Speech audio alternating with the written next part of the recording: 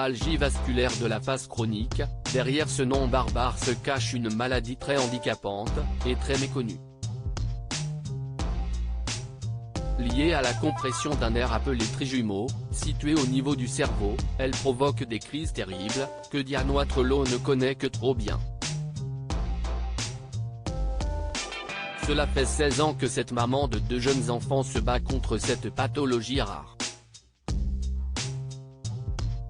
J'ai connu les premières crises quand j'avais 14 ans, de façon périodique.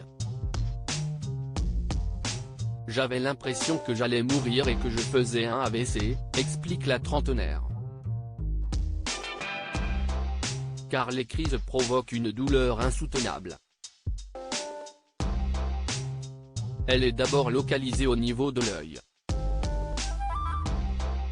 J'ai l'impression qu'on y plante un tournevis, avec une sensation de broiement et de coups de marteau. La paupière gonfle et un œdème apparaît. Mon visage devient écarlate, mes yeux larmoient et mon nez coule. Puis, la douleur s'étend ensuite dans tout le visage. Et contrairement à la migraine qui suppose de rester immobile, cette maladie provoque une souffrance tellement intense qu'on est obligé de bouger, témoigne Diane. Le surnom de cette pathologie ? La maladie du suicide. Durant son adolescence, elle parvient à vivre avec la maladie, qui n'est pas encore diagnostiquée. Mais plus les années passent, plus les douleurs s'accentuent.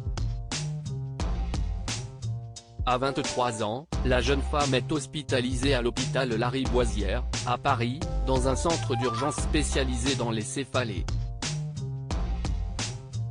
Heureusement, j'y ai rencontré un neurologue et il m'a dit rapidement que je souffrais d'algie vasculaire de la face, AVF. J'étais heureuse de savoir enfin ce que j'avais. Soulagée de mettre un nom sur son mal, Diane Watrelot va malheureusement voir son état s'aggraver au fil du temps. J'ai désormais 8 à 9 crises par jour. Elles durent de 30 à 40 minutes et surviennent davantage la nuit, explique-t-elle. Les douleurs sont tellement insupportables que l'AVF est surnommée la maladie du suicide. Elle prend 25 médicaments par jour, et ils ont tous des effets secondaires très lourds et sa prise en charge est très lourde. Diane prend 25 médicaments par jour pour le traitement de fond en prévention, et subit des piqûres quotidiennes pour stopper les crises. Enfin, pas toutes. Ces traitements de crise prennent la forme d'injections au niveau de la cuisse ou du ventre, précise Diane, mais elles sont limitées à 2 par jour, car ces traitements sont très forts et très éprouvants au niveau cardiaque.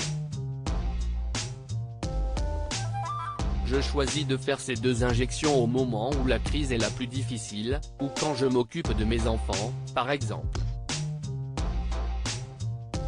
Et malgré tout cet arsenal médicamenteux, Diane continue de faire des séjours réguliers à l'hôpital, subit des opérations en neurochirurgie.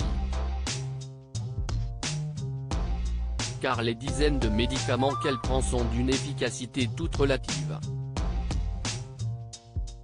Malheureusement, ils ne fonctionnent pas chez moi, car je suis pharmaco-résistante. De plus, il s'agit de traitements cardiaques ou antiépileptiques qui ne sont pas conçus spécifiquement pour l'algie vasculaire de la face et ont des effets secondaires très lourds, malaise, perte de cheveux, problèmes de mémoire, œdème au niveau des jambes, se désole Diane. Depuis 2 ans, un nouveau traitement efficace est autorisé en France, mais toujours pas commercialisé. Pourtant, un espoir existe, un traitement appelé Aimovig, développé par le laboratoire Novartis, a été créé pour les migraineux chroniques, et fonctionne sur des patients lourdement atteints par l'algie vasculaire de la face. Or, s'il a reçu une autorisation de mise sur le marché en 2018, il n'est toujours pas commercialisé en France.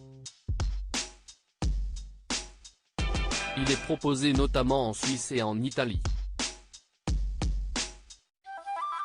Il semble que le gouvernement français et Novartis ne se soient pas mis d'accord sur son prix.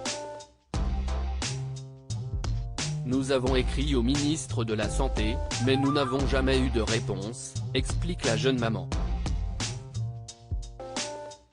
Une autre victime de la maladie, Isabelle Chahal, a d'ailleurs lancé une pétition en ligne pour obtenir la mise sur le marché français du traitement Aimovig. Déclarée adulte handicapée à plus de 80%, Diane a arrêté de travailler dans le domaine de la banque et se consacre désormais à son compte Instagram @lesmo-bas en couleur, et à l'écriture d'un livre. Son objectif ?